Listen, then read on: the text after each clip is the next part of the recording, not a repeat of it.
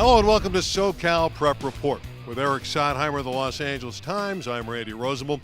We're at Lincoln High School in Los Angeles today, where the Tigers last week had a huge victory in the Northern League in overtime, 33-27 over the previously undefeated Franklin Panthers. Eric, that was a great game. We have a lot of great games this week. This is one of my favorite weeks coming up. I'm going to go to see Mater Dei take on St John Bosco on Friday at Cerritos College. It's number 1 versus number 2.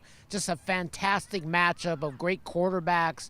And also on Saturday at the Coliseum, it's a doubleheader. Crenshaw taking on Dorsey at 10 a.m. and San Pedro taking on Banning at 1 p.m. in a battle of city section traditional powerhouses. So I can't wait for this weekend. Yeah, that Saturday doubleheader will be phenomenal. Both those games last year were one-point decisions. Dorsey beat Crenshaw 35-34 and Banning over San Pedro 10-9. Those are the rematches on Saturday. Let's look back. We mentioned Franklin falling to Lincoln. Did that surprise you?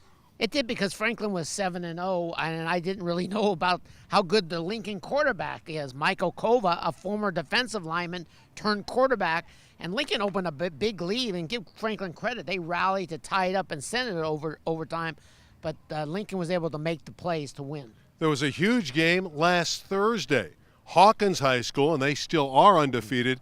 At the buzzer, they get a field goal from Brandon Sanchez, 27-yarder, to beat Dorsey 24-21. That was a terrific game. Yeah, very good game. Dorsey players made some great catches, but Hawkins really got helped by 2 new players.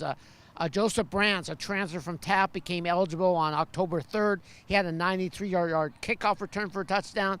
And then you had a Marvin Boyd, this big, tall, 305-pound guy who had like 5 tackles for losses. This came out of nowhere, and those guys really made a difference. Hawkins gets to play in L.A. this week, and if they win, I think they're going to win the Coliseum League. Venice works its magic. Great game, 27-26 at Westchester. Westchester's 2 losses have been right at the end of the game by 1 point earlier to Carson, 41-40. Luca Diamant throws the game winner with 11 seconds left. He threw for 4 touchdowns. Yeah, Diamant continues to come through in the clutch, in the pressure, and this really puts Venice on path to play Palisades for the championship in the last game of the year. Narbonne has won 20 straight games. That's a school record. No Gaucho school teams have ever combined to win 20. Going back to last year and the first 7 this year, this unit has won 20 in a row. Jalen Chapman and company get by Carson 59-0. Chapman throws 5 touchdowns, nearly 300 yards, all in the first half. Yes, Jalen Chapman, as he improves, so will the Narbonne offense, and that's really the basics for Narbonne to win another state title. If the offense continues to develop, and they're going to have to do that to win some of the playoff games in the state tournament. San Fernando played a poor first half, but still got by Canoga Park 42-21. The Tigers are 6-1 and rolling. Yeah, the defensive line is really producing some sacks. They're getting good running game and good passing game, so they're in position to win the Valley Mission League. I think there's no question about that. And by the way, El Camino Real now, it's official. They're going to house the 3 city football finals. El Camino College in Torrance will be the host for the City Division 1, 2, and 3. I believe that's the first weekend in December. Yep. And the championship, the Division 1, will be at 7 p.m. I always call them El Camino Real. Anyway, we're going to step out and talk Lincoln High School football. That's next, right here on SoCal Prep Report. So, I got this new family, and I don't know what it is about this one, but she can't seem to put down that toy. Oh, and she even talks to it. Who's she talking to? Her mom? She talks to her mom a lot. Well, the Lincoln Tigers are obviously playing terrific football in the Northern League, and a couple of the reasons are running back, linebacker Randy Orozco, and the fine quarterback Michael Kova. I'll start with you, Randy. Congratulations. You're playing on both sides of the football and playing well. This is your senior year, 3-year starter. You have to be thrilled the way the team's playing. Yeah, I'm really thrilled. It's been a good year so far. One of the best years since I've been here. I just love the atmosphere in practice and in the games. Everything's coming together. What about all these overtime games? The last 2 weeks you've won 33-27 in overtime. Earlier in the year you lost an overtime game. You guys are the cardiac kids. Yeah, we had 3 overtime games. I think two of them went to 2 overtimes. One lost, one won. And just this past game we won in the first overtime. And yeah, we we're doing it to ourselves. I mean, we've had the game a couple times, and we just got a little sloppy towards the end of the game. But you know, it's good that we've had those situations. You know, it's good to go through that sometimes. And Michael, you're kind of the story of the year. Last year you were a 6'1", 235-pound defensive lineman. Now you're the quarterback. You threw for 400 yards in one game. You threw the game-winning touchdown last week. Explain how you became a quarterback. Well, I used to come up here, you know. I came as a little kid watching the high schoolers play, and I just dreamed of playing. So I came up here, was throwing the ball around, and Coach Woody saw, and he asked me if I played football. And they had me as QB, and I tried out for D-line, and I got the starting position. And from there, Coach Woody was desperate this year for QB, and I tried out, and happens to be I'm starting the winning QB today. Right. I heard you used to throw the ball so hard that your receivers would duck because they were afraid of getting hit. Yes, that used to happen. You know, it still happens where I throw hard enough and I jam the kid's fingers, but now no more because I handle the situation. I got used to my receivers after playing with them, and now like they're more confident with me throwing it to them. Randy, what's been the key for the turnaround of this football team? They started slow at the beginning of the year. Now you're in the driver's seat to win the Northern League Championship with wins over Eagle Rock and Franklin. What's turned it around for this school? I'd have to give it up to our defensive coordinator. I mean, he's pretty much set the tone in practice. When it's a defensive day, we're locked in. You know, we're focused on their key players and what we have to do to stop them. And our defense has really helped us a lot this year. Well, you're playing linebacker. Sounds like you prefer defense to offense. I know you play running back as well. Yeah, I love getting the ball, but there's just something about stopping the other team. It makes you feel good, you know, that they just can't do anything against you guys. All right, Randy, I know you want to ask the question about yearbook, so you go ahead and ask that question. This will be quick. I know your yearbook is going to make some decisions this week, and there's a lot of different categories: best looking, best hair, friendliest, best personality. What are you up for? I'm up for most athletic, best dressed, and best personality. I'm just thankful to be, you know, nominated for those. We'll see what happens, what I end up with. What about you, Michael? I'm running up for best hair, biggest flirt, and senioritis. What is senioritis? Oh, they say the biggest person to slack off as a senior. Don't slack off at the end of the football season. No, yeah. We're going to talk to your coach coming up. That's Albert Carrillo. He doesn't want the quarterback or the running back / linebacker to slack off. We'll be back right after this with more on SoCal Prep Report. Exploring LA County's trails is now a click away. A mobile-friendly trail locator lets you discover all our county's scenic hikes. It features an interactive map that takes you inside the trail. From the elevation to the temperature, what you need to know is at your fingertips. Wondering if your dog, horse, or bike is welcome? It has that too. So discover some of LA's best-kept secrets and happy trails to you. He's done it well for 14 years. The head coach, Albert Carrillo, here at Lincoln High School. I don't think you've ever had a year quite like this with all these overtime games. Oh, no, absolutely not. Of course, it doesn't say much about our defense when we're up by 2 scores, and then we ended up being tied and then have to win it in overtime. It's very thrilling, but it's still scary. But the story of your quarterback is pretty amazing. You turned a defensive lineman into this passing quarterback. Explain how this has all worked out, because nobody thinks a defensive lineman should be playing quarterback except for you.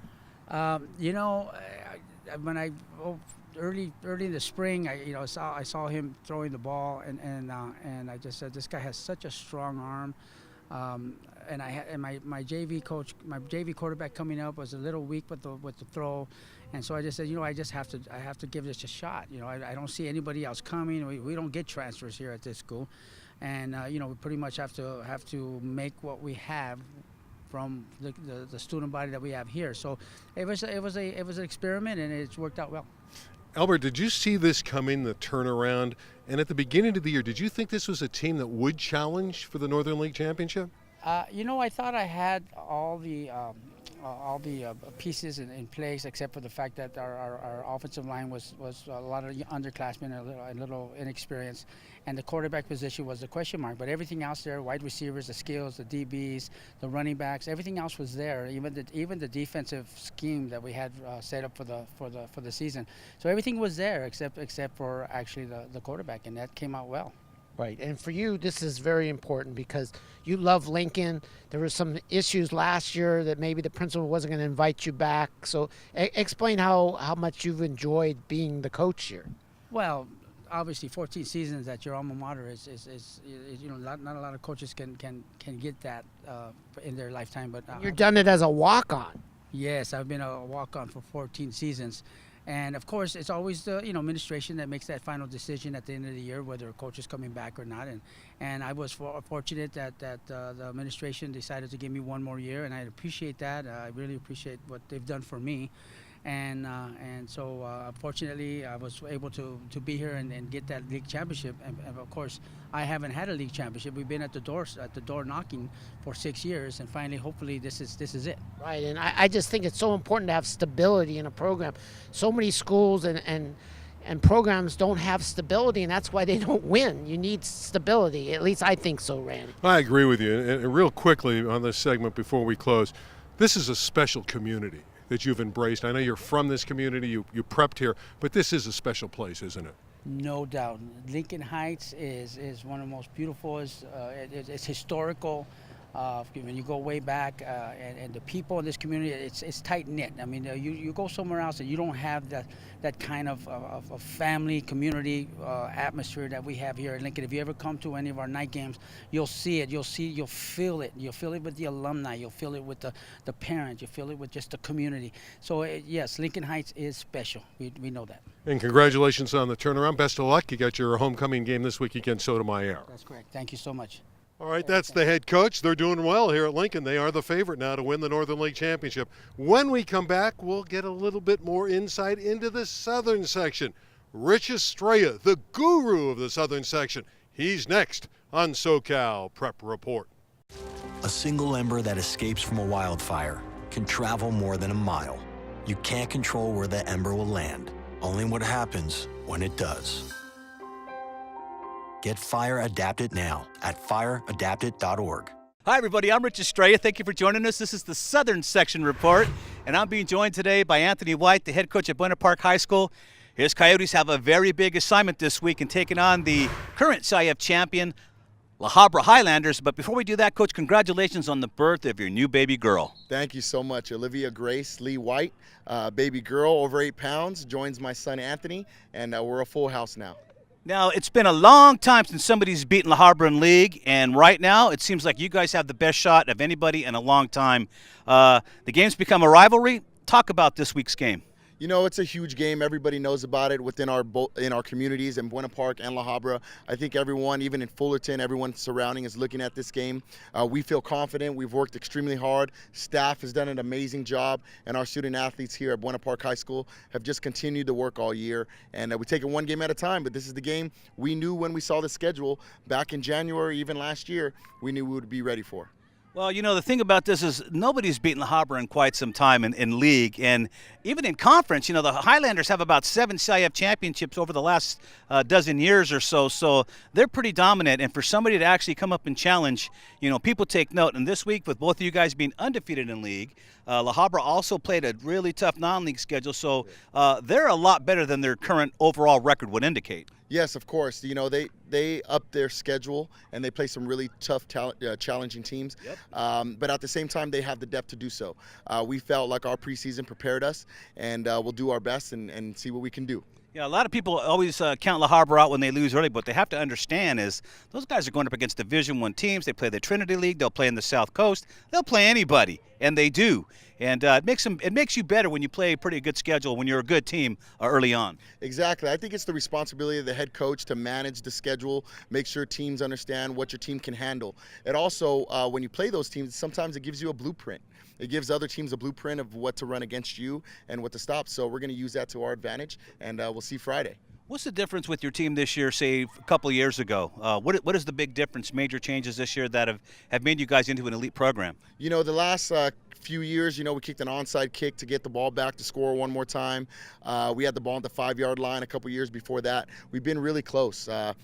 We've done all the extra things we needed to do to get that last touchdown, to get that last score at the end of the game. And we have a veteran team. I think the last couple of years we've been pretty young, and it's our veteran team, and we're hungry, and we're going to eat. This is a very big game this week. A lot of people have been talking about it. This could possibly be the first time the Highlanders are unseated as Freeway League champs. And again, when they win CIF every other year. I mean, there's no two ways about it. It's a program over there. Exactly. So it's very interesting that you've come in here, and this is your 7th time around with La Habra. Yes, and when you first got here, you guys were over like 20. Exactly. Coach Mazzotta's done a great job building that program. But by the time I got here, he's already there 16 years. Right. I was trying to catch up. I've only been here 7. And it's not like we started at the middle of the pack. We actually started at the very bottom, not just the Freeway League, but of Orange County, Yeah. And to go from a bottom 10 Orange County football team to a top 10 Orange County football team says a lot about all the work we put in and things that we offer here at Buena Park High School. Yeah, if they were 5 for 50, 5 wins and 45 losses, the prior 5 years before you got here, it tells you not much was going on here. But you've really done a good job here, Anthony. We're following your progress. Congratulations on the birth of your daughter, and good luck this week. It'll be interesting to see how this one turns out. The changing of the guard could happen. It's been a very long time. Once Frank Mazzotta ended up in La Habra's doorstep, they've been nothing but winners. That's right. So this will be a great job. Great job, Coach. Thank you so much. I appreciate it. I'd like to say hello to my wife, San, who's at home with the baby. Thank you. All right, Coach. Go get him. Thank you. All right. Now, the other big game this week, of course, and none is bigger when you have 2 teams in the top 5 in the nation going head-to-head, and that's what you have this week in St. John Bosco and Mater Dei. Our girl, AD, talked to Bruce Rollinson about this week's matchup. So you guys are a powerhouse of a football team, and you guys are going into a huge week. What is your mentality going into this week, and how you're going to break this 5-year streak of Bosco beating Mater Dei? Well, the enormity of the game is what, as I tell my players, it's what you want to make of it. The problem is the media, which is I respect. I'm not criticizing you guys. You're doing your job. The bigger problem is their parents, and the boosters and the surrounding community making this such a big game. Now you and I know, right now you've got number 1 versus number 2, but it's a league game. So what we do is we're going to approach it just like that, and I let each individual athlete decide on how big it's going to consume him. I guarantee you we'll have a higher focus, we'll have a higher rate of execution, because that comes with the anticipation of being on TV. And, I think they'll probably be, I think Cerritos holds 18,000, so I think, we're looking at a sellout crowd. But that's why you play high school football, and that's why you come to Mater Dei.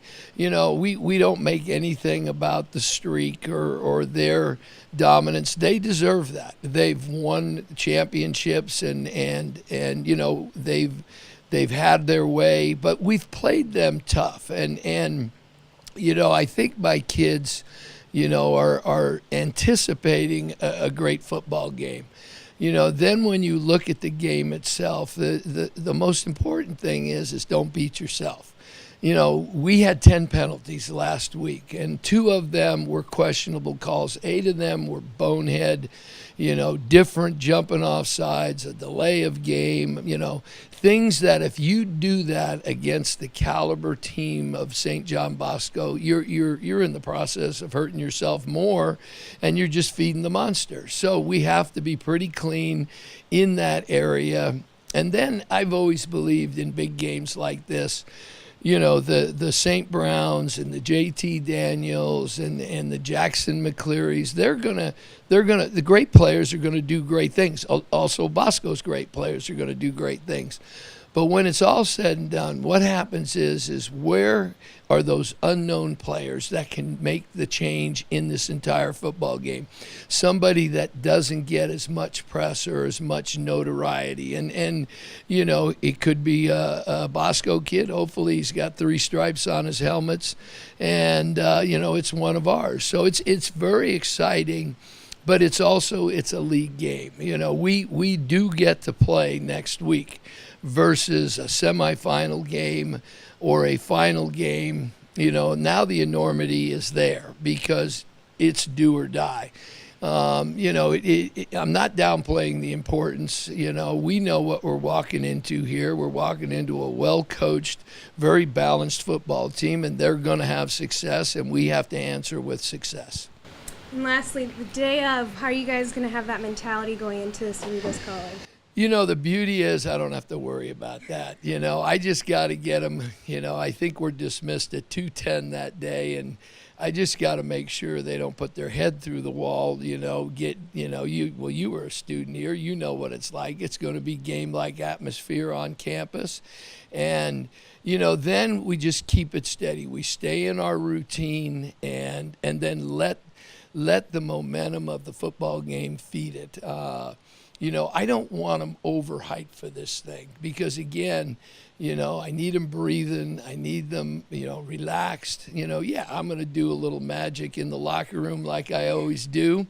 But, you know, when it's all said and done, within the 3rd or 4th play when the battle starts, you know, now it's just about execution and it's about making plays. And hopefully we're doing both of those things.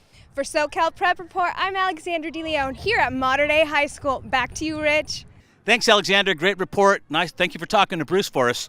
Hey, real quick, St. John Bosco has 6 straight victories over Mater Dei, and they have a current 23-game win streak in the Trinity League. That says a lot about St. John Bosco. Now, for for Mater Dei, you heard Coach talk about JT Daniels, his quarterback for Mater Dei, 2,600 yards on the season, 40 touchdowns. And you got to remember, this guy doesn't play most of the second half. He's on the bench. Mater Dei's are usually up 40-0 by halftime. They average 62 points a game. So you imagine what he could do if he had a full game behind him. His favorite wide receivers are the St. Brown brothers. Both guys outstanding. We got one going to Stanford. The other guy's an underclassman, so he's got some time to go. For St. John Bosco, look out for Real Mitchell, the quarterback. 2,000 yards already in all-purpose yards. That's running and passing. He's a threat anytime he's on the field, man. They're going to have to account for him. So a very big game. You don't have these games very often where you have two teams ranked in the top 5 or top 10 in the country playing each other. It just doesn't happen. It's very uncanny that it's going to happen. Unfortunately, one of these 2 teams is going to drop out of the top 10 this week. Which one it'll be, I don't know. Is it time for St. John Bosco to pass the torch back to Mater Dei?